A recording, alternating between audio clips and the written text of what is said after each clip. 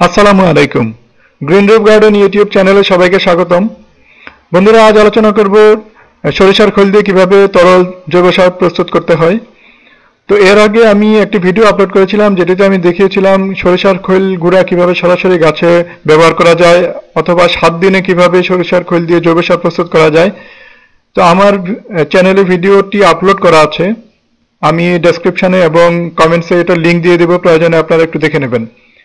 তো আজ যে বিষয়টি নিয়ে আলোচনা করছি তা হচ্ছে তরল জৈব সার। আপনারা সরিষার খৈল তাজা দেখে ক্রয় করবেন এবং এটি বড় নার্সারিতে পাবেন, সারের দোকানে পাবেন, অথবা অ্যানুয়াল ফিডের দোকানে পাবেন। তো কেনার সময় আপনারা একটি জিনিস খেয়াল করবেন যে এটি যেন ঝাঁঝালো, গন্ধযুক্ত এবং চকচকে হয়, তাহলে বুঝবেন যে একটি তাজা এবং এর কার্যকরী ক্ষমতা অনেক বেশি থাকে। তো এখানে দেখুন আমি 500 গ্রাম এখানে সরিষার খোল আছে, হাফ কেজি। এর সাথে আমার আর কি কি লাগবে আমি একটু দেখে নিই। এখানে দেখুন একটি ঢাকনাযুক্ত কন্টেইনার রয়েছে। এখানে আমি সরিষার খৈলগুলোকে ভিজিয়ে পচানোর কাজে ব্যবহার করব। এটি একটি নাড়ানি, পাইপ কেটে এটি আমি বানিয়ে নিয়েছি, এটি দিয়ে আমি নাড়াবো। এখানে রয়েছে ইউরিয়া সার। এখানে প্রতি কেজিতে 10 গ্রাম ইউরিয়া দিতে হয়, যেহেতু আমার হাফ কেজি আমি 5 গ্রাম ইউরিয়া এখানে ব্যবহার করব। আর এটি হচ্ছে একটি মগ, যেটি দিয়ে আমি পানি মাপার কাজে ব্যবহার করব। এই মগটি আসলে বন্ধুরা 1.5 লিটারের, আপনারা একটু খেয়াল করবেন।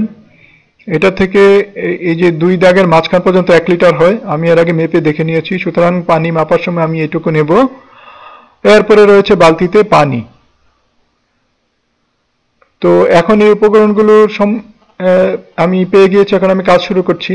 আমি প্রথমে 500 গ্রাম খৈলকে এই কন্টেনারে নিয়ে নিলাম এবং এগুলোর মধ্যে যে সবচেয়ে বড় বড় যদি কোনো টুকরা থাকে সেগুলোকে আমি একটুখানি ভেঙে দেব, যাতে খুব সহজে একটি গলে যায়।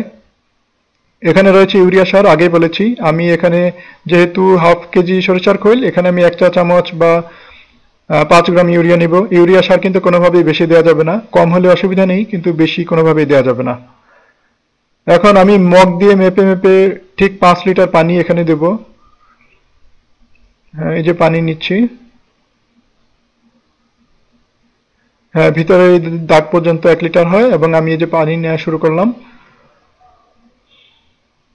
বন্ধুরা, সরিষার খৈলে কিন্তু নাইট্রোজেন এবং ফসফরাস ছাড়াও আরো কিছু জৈব উপাদান রয়েছে, সুতরাং গাছের খুব ভালো বৃদ্ধির জন্য এই সার খুবই উপকারী হবে।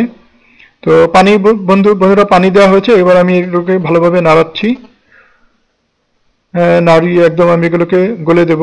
তো যেটা আলোচনা করছিলাম যে এই সরিষার খৈলকে আমাদের 12 দিনের মতো, 10 থেকে 12 দিন পচাতে হবে এবং প্রতিদিন আমাদেরকে এভাবে নেড়ে দিতে হবে ঢাকনা খুলে খুলে। ঢাকনাযুক্ত বালতি ব্যবহার করার উদ্দেশ্য হচ্ছে 4 থেকে 5 দিন পর কিন্তু এগুলো পচতে শুরু করে। তো সেই পচন থেকে যেন গন্ধ ছড়াতে না পারে, এই জন্য আমরা ঢাকনা দিয়ে এটি ঢেকে রাখবো। আর এই অবস্থায় বালতিটিকে আমরা ছায়াযুক্ত কোনো স্থানে রেখে দেব। তো এইভাবে এই ঢাকনা খুলে প্রতিদিন আমাদেরকে ঢাকনা খুলতে হবে এবং নাড়তে হবে। আপনারা এই এই বালতিটিকে আপনারা চাইলে ছাদের এক কোনায় বা মানুষ সচরাচর যেখানে যায় না এরকম কোনো স্থানে রাখবেন, কারণ যখনই বালতির ঢাকনা খুলবেন এটা থেকে কিন্তু প্রচন্ড দুর্গন্ধ ছড়াবে। তো এজন্য এটাকে দূরে রাখাই ভালো, এবং প্রত্যেকদিন যেহেতু এটা খুলতে হবে এবং গন্ধও ছড়াবে, সেজন্য এই পরামর্শ দেয়া। তো এই নাড়ানো শেষ হয়েছে।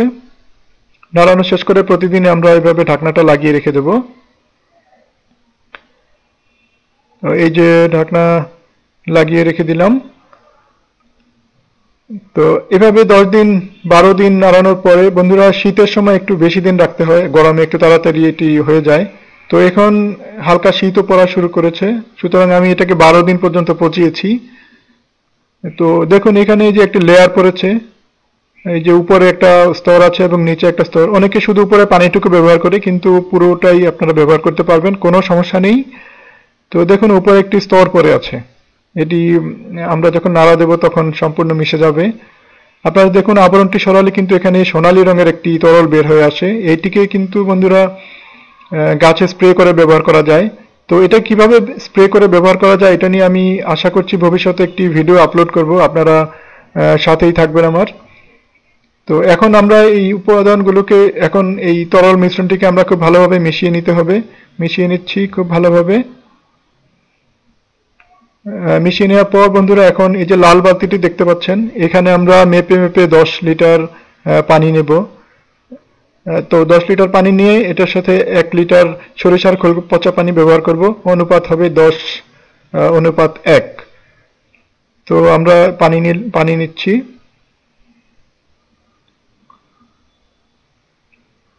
হ্যাঁ, পানি নিচ্ছি 10 লিটার পানি নেব।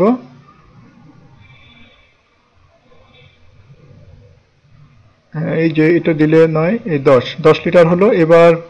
এবার এখান থেকে আরেকবার নাড়িয়ে নিই বন্ধুরা, কারণ এর নিচে একটুখানি নাড়ানো বন্ধ করলেই তলানি হিসেবে জমে যায় নিচে। তো এই যে নাড়িয়ে আরেকবার নাড়ানো হলো। এবার আমি এখান থেকে নিয়ে নিব 1 লিটার পরিমাণ আমি নিব।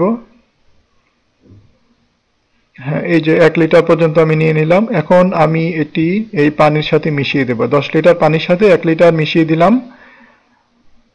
মিশানো হচ্ছে। এবার আমি এটাকে কাঠি দিয়ে ভালোভাবে নেড়ে নেড়ে মিশাবো।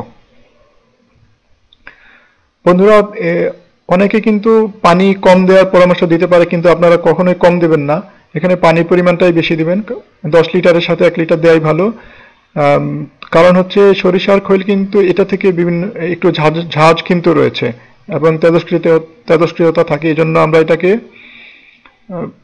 10 লিটার পানির সাথে 1 লিটার ব্যবহার করব। আর যেই অংশটুকু রয়েছে এটাকে আমরা ঢাকনা দিয়ে বাগানের কোনায় রেখে দেব, যেখানে প্রয়োজনে আমরা এটাকে ঢেকে রেখে দিতে পারি অন্য আরেকটা কিছু দিয়ে, যাতে রোদ না পড়ে। তো বন্ধুরা দেখুন, আমার বাগানে বেশ কিছু গাছ রয়েছে। এখানে দেখুন, এই যে মশলা গাছ থেকে শুরু করে সবজি এবং ফলের গাছ অনেকগুলো গাছ রয়েছে, যেগুলোতে আমি সরিষার খৈল ব্যবহার করব। এই শিম গাছে দেখুন প্রচুর পরিমাণে ফুল রয়েছে এবং এগুলো থেকে ভালো ফলন আশা করা যাচ্ছে। তো এখানে দেখুন বন্ধুরা, মগে আমি সরিষার খৈল নিয়েছি এবং এটি আমার মরিচ গাছের একটি ঝাড়। এটা থেকে আমি সারা বছর মরিচ পাই। এখানে আমি দিয়ে দিলাম সরিষার খৈল দিয়ে দিলাম। এরপরে আমি দেখি আমার আর যে সমস্ত গাছ রয়েছে, এটি একটি পোলাও পাতা গাছ। পোলাও পাতা গাছে দেখুন বন্ধুরা প্রচুর পরিমাণ শিকড়। এখানে অন্য কোনো সার দেওয়া কিন্তু প্রায় অসম্ভবই বলা চলে। তো এই শিকড়যুক্ত স্থানেও আমি আমার এই তরল সারটি খুব ভালোভাবে দিয়ে দিতে পারি। এরপরে এখানে রয়েছে এটি জামরুলের একটি চারা, জামরুল গাছ। এটিও কিন্তু বেশ ভালো বৃদ্ধি দেখা যাচ্ছে এবং বেশ চকচকে। এরপরে দেখুন আমার প্রচুর পরিমাণে ছোট ছোট গাছের চারা রয়েছে, যেগুলো আমি চারা করছি পরবর্তীতে লাগানোর জন্য। তো এগুলো তো আমি যে দিয়ে ভিজিয়ে দিচ্ছি, এগুলো পাতায় লাগলে তেমন ক্ষতি হয় না, তারপরেও পাতায় না লাগানোই ভালো, আমি গোড়াতেই দিচ্ছি। বন্ধুরা, আশা করছি আপনারা এই ভিডিওটি দেখে উপকৃত হবেন। আর ভিডিওটি যদি আপনাদের পছন্দ হয়ে থাকে তাহলে লাইক দিবেন এবং বন্ধুদের সাথে শেয়ার করবেন। কোনো কিছু জানতে বা জানাতে কমেন্টস করবেন। আর আমার চ্যানেলটি যদি সাবস্ক্রাইব না করে থাকেন তাহলে অবশ্যই সাবস্ক্রাইব করবেন। তো পরবর্তী ভিডিও দেখার আমন্ত্রণ জানাচ্ছি এবং আজকের মতো এখানেই শেষ করছি। ধন্যবাদ। আল্লাহ হাফেজ।